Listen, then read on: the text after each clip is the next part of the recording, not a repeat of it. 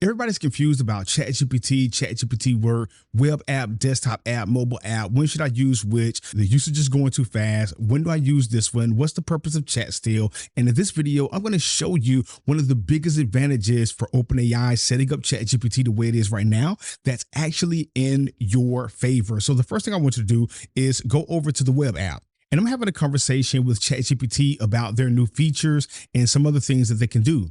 One of the biggest things for you to understand about the way that ChatGPT is set up right now is that ChatGPT Work has its own meter because it has agentic abilities. It works with files on your systems. It can work on the internet. It can write code. It can do everything that ChatGPT can, but it has this extra harness, this backpack, this exoskeleton that it's wearing that gives it superpower, so to speak. That's the best way for you to understand it. And so there's extra credit because it's powering this exoskeleton. But ChatGPT on the web is the regular app. It's like the human sitting in the office. And so they both have different meters. He's not carrying this extra weight, so he can't do the extra things, but he's still powerful. He's still strong. And so they're on two separate meters. And so people are like, well, why are they different? They should just all be the same. And that is not the case. This is such a value add because now I'm inside of ChatGPT, the web app right now, and I'm having a conversation about some of the features, ChatGPT sites in particular, a video that I'll be doing as soon as I finish this one.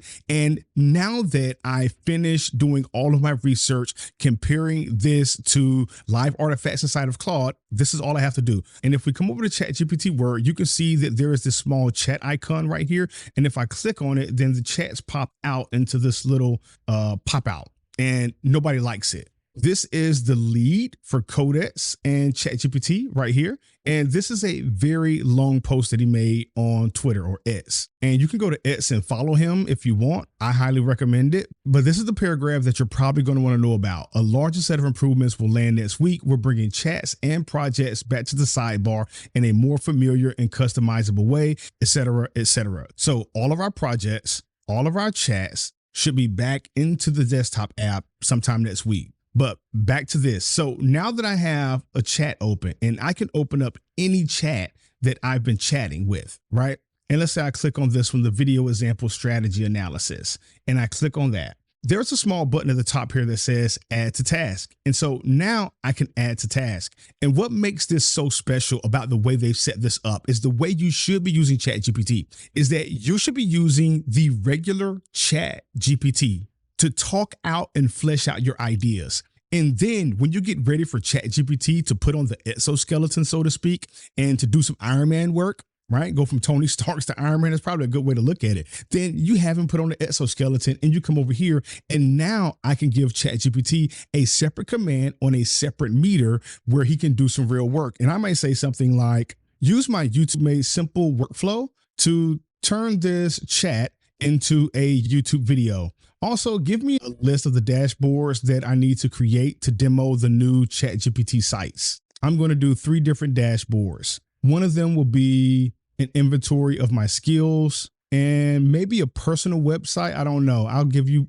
freedom of expression on the last 2, but I want them to be simple and something that people can do on their own immediately. And we'll save the complex use cases for people's imagination. And just in case you've been using Claude a lot and you forgot, you can change the usage setting during the chat. So that message was sent with 5.6 so high, which is a decent setting, but I highly recommend that you use 5.0 medium for knowledge work because that's all you need. You don't need high, extra high, and those other settings unless you're dealing with some super complex tasks like you're working with math, science, or you're trying to build a complicated application or something. Another reason you might want to use ChatGPT Work is because of this right here. If you see, it says that it loaded a tool, it read files and ran a command. There's a lot that goes on in the background beyond it just reasoning. With ChatGPT, it can reason, it can use your skills, it can use your plugins, but with ChatGPT Work, you're able to create Markdown files. That's a format of files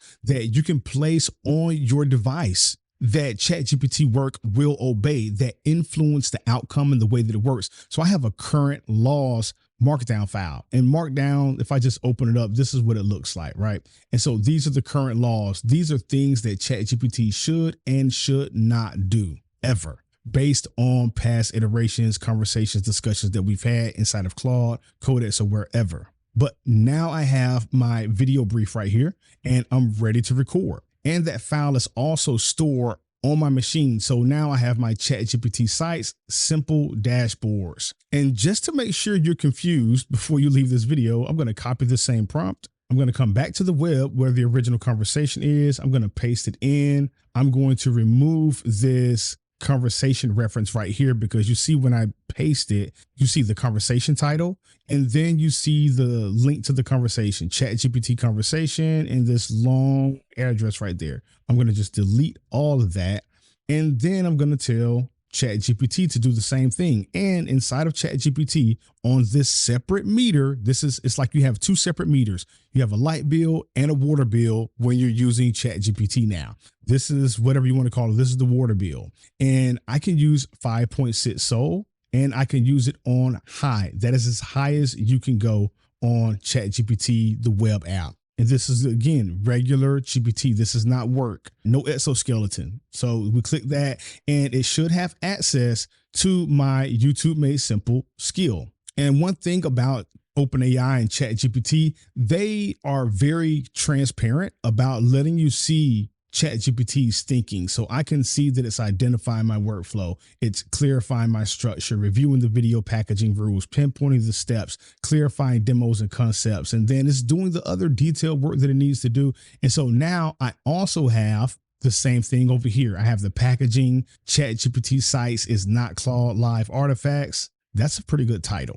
I built 3 ChatGPT sites to see what it can actually do. I got a thumbnail direction, text for the thumbnail. I got a hook. I have everything lined out for me so that I'm ready to record that video. But if you're wondering about how to use ChatGPT and how to use ChatGPT Work, one of the simplest things for you to realize is this: you should be using ChatGPT to flesh out all of your ideas. This is where you come to brainstorm. In fact, I can come over here to ChatGPT, and I can start a voice conversation with the GPT Live model. I'm thinking about starting a ChatGPT site for a personal website. And I was wondering if you could gather some information about me to help me kind of put it in a good direction so people can check it out. As a matter of fact, let's make it a resume site. So if I'm looking for a job, they can look at my resume by looking at this ChatGPT site. Think of this as less of a flashy resume and more of a clear signal.